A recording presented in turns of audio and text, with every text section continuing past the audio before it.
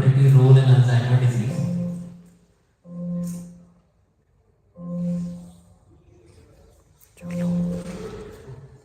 So Alzheimer's disease, basically we all know that it is an age-associated neurodegenerative disorder of the brain, which commonly characterized by progressive destruction of memory and cognitive function. However, there are some drugs which are approved by US FDA and as well as also doctors are prescribing nowadays like donepezil and some of the NMDA receptor. However,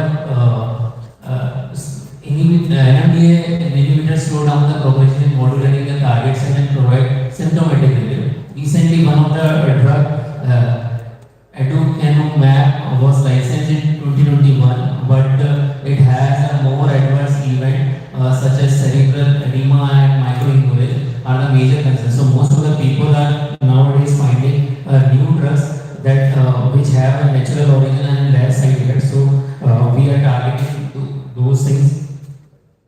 Now, if we are looking on the Alzheimer's, then what we find around 2019, 55 million people estimated growth in number of dementia. 2030, 78 millions, and if we are looking on 2050, then it will reach up to the 139 million.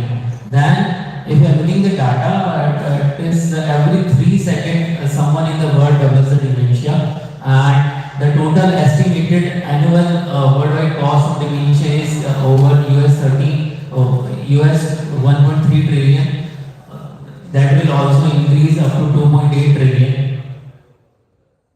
And this is the map of the Alzheimer's, that it is progressively increasing day by day, and there is a daily associated life burden of people which are living with Alzheimer's. So in India particularly, it is increasing more and more.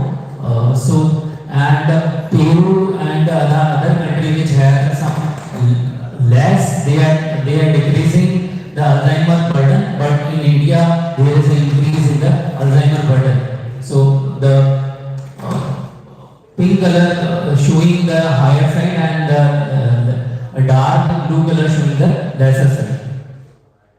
Then there are some factors which affect the Alzheimer's, like physical inactivity, smoking, excessive alcohol consumption, air pollution, head injury, and infrequent social contact, less education, obesity, hypertension, diabetes, depression, hearing impairment, high LDL cholesterol, and reason loss. These are some of the factors which can increase the Alzheimer kind of memory loss. And then what are the symptoms which we face in there is a memory loss, and there is a daily difficulty in performing familiar tasks, problem with the language, as well as disorientation to time and place, and poor and decreased judgment in the case of the Alzheimer. These are some kind of symptoms. Problem keeping track of things and misplacing the things. Generally we find these things, and changes in the mood and behavior, challenges understanding the visual and spatial information, and withdrawal from the social activities. Generally it has happened in the case of the Alzheimer's. So what happened particularly in PD patient, the person is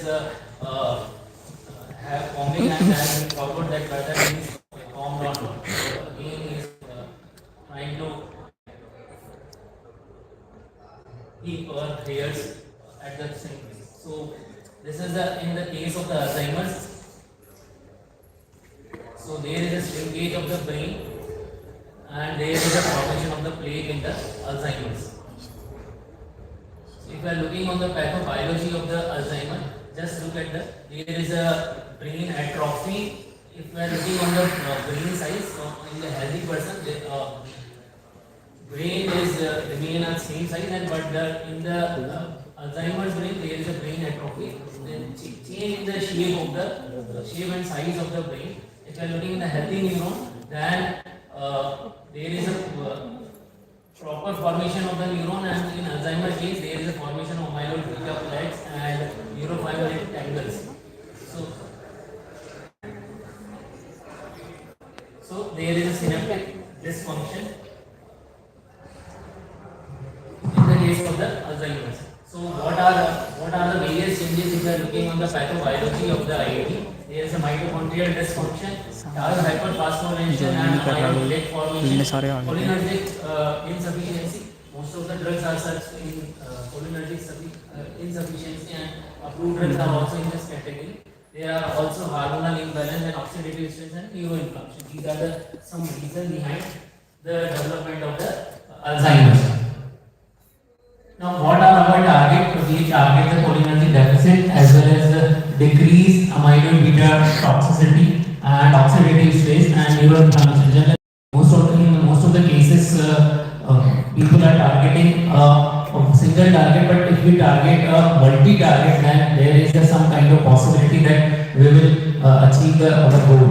So we target these four things so that if cholinergic and cholinergic deficit decrease amyloid beta toxicity, it will help us.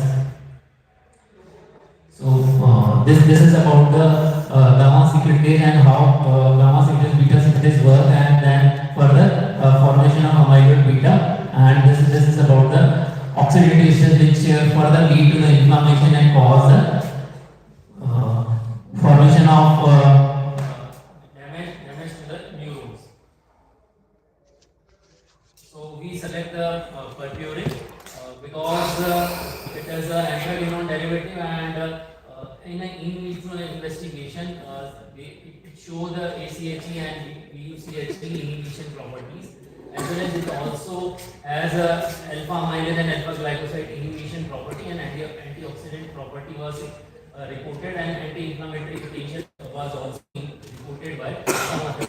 So what was our approach? We target first we identified some in silico analysis, then we go with the behavioral analysis, then we go with the in vitro analysis, and then behavioral and biochemical analysis, and finally histopathological analysis.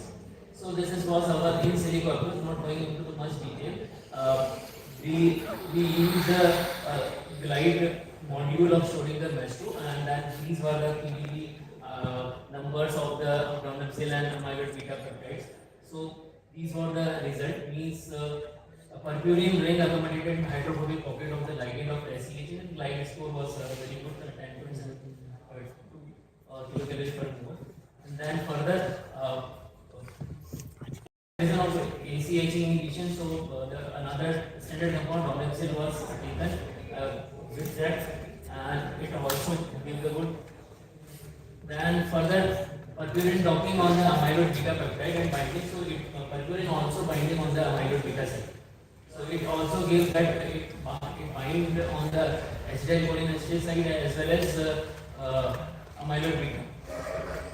Then epigallocatine 3 gallate is another. So epigallocatine 3 gallate is a standard compound for amyloid beta. So we compare with that, and these are the binding results of the epigallocatine 3 gallate. Then what we did with the in vitro approach, we complete this in vitro approach through